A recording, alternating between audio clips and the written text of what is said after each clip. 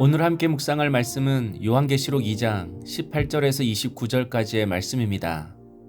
두아디라 교회의 사자에게 편지하라.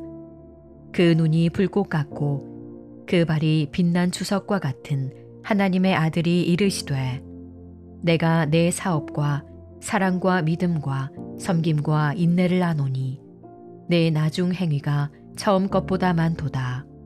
그러나 내게 책망할 일이 있노라.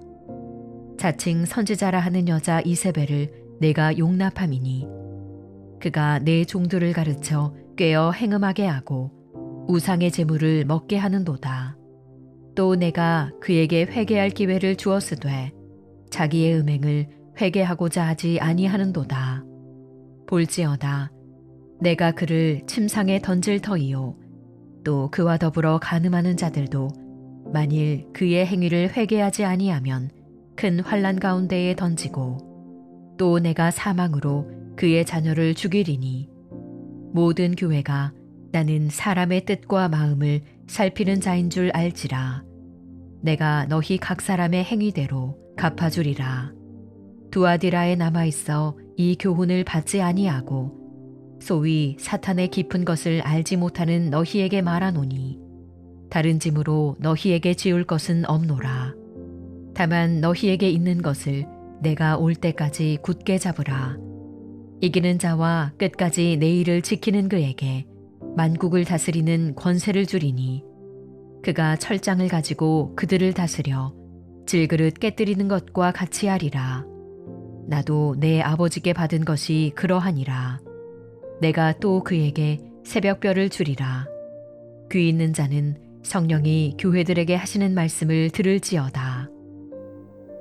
오늘 말씀은 두아디라 교회를 향한 주님의 말씀입니다. 두아디라 교회는 7교회 중 가장 작은 도시에 있는 가장 작은 교회입니다. 그런데 7교회 중에 가장 긴 편지를 주님이 쓰셨습니다. 이렇게 주님이 길게 편지를 쓴 이유는 꼭 강하고 부유한 사람만 타락하고 넘어지지 않는다는 것입니다.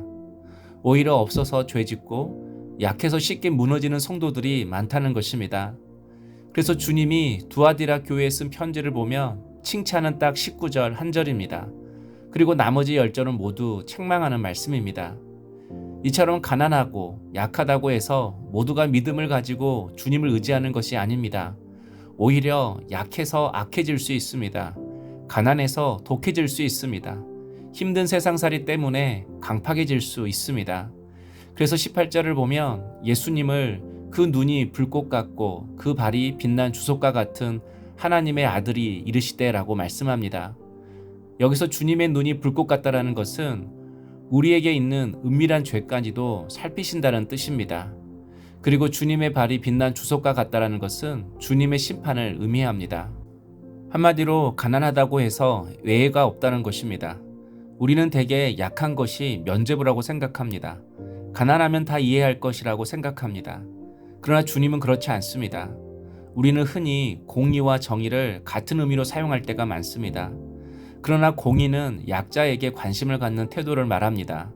그래서 물질이나 쓸 것이 있으면 약자에게 먼저 주고 더 많이 주는 것이 공의입니다. 그런데 정의는 법에 관한 것입니다.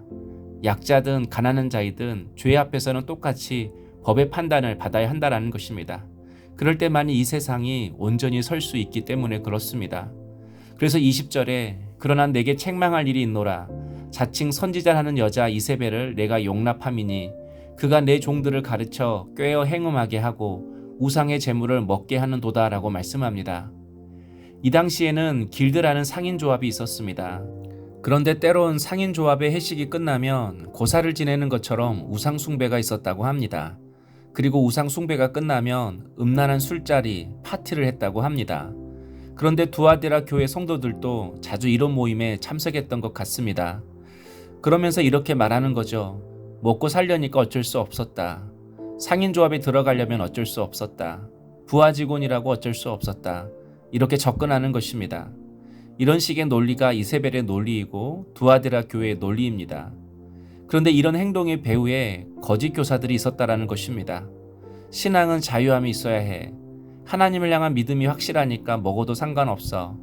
예수님으로 구원받지 세상 문화 좀 즐긴다고 천국 못 가는 거 아니야. 항상 이렇게 말씀으로 자기 자신을, 자기의 신앙을 디펜스하게 했습니다. 그러나 성도 여러분, 결과만 좋으면 다 좋은 겁니까? 진리를 왜곡하면서 먹고 사는 것이 좋아지면 다 괜찮은 것입니까? 우리는 고난 없는 인생을 살기를 원합니다. 부딪히지 않고 살기를 원합니다. 또 우리는 아무런 고난도 어려움도 없게 주세요라고 자주 기도합니다. 하지만 그러면 두아디라 교회처럼 됩니다. 예배소 교회는 진리를 지키려다가 사랑을 잃어버렸지만 두아디라 교회는 열심히 세상살이를 하다가 진리를 잃어버렸습니다. 믿음을 지키지 못했습니다. 좋게 하려다가 세상 사는 것은 편해지고 사람 관계도 좋아졌지만 하나님과의 관계는 멀어지고 영적으로는 더 어두워졌습니다.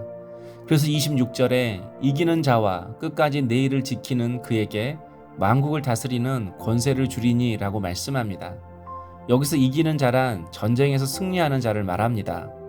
운동 경기는 저도 다음 기회가 있지만 전쟁에서 지는 것은 그냥 죽는 것입니다. 그것으로 끝인 것입니다. 그리고 나만 죽는 것이 아니라 다 함께 죽는 것입니다.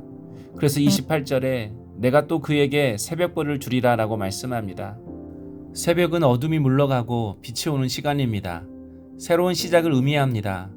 다시 말해서 항상 영적으로 깨어있는 자만이 이길 수 있고 세상 유혹과 세상 가치관으로부터 내 영혼과 내 삶을 지킬 수 있다는 것입니다. 그럼 어떤 것이 영적으로 깨어있는 것입니까? 바로 말씀을 듣는 것입니다. 29절에 귀 있는 자는 성령이 교회들에게 하시는 말씀을 들을지어다 라고 말씀합니다.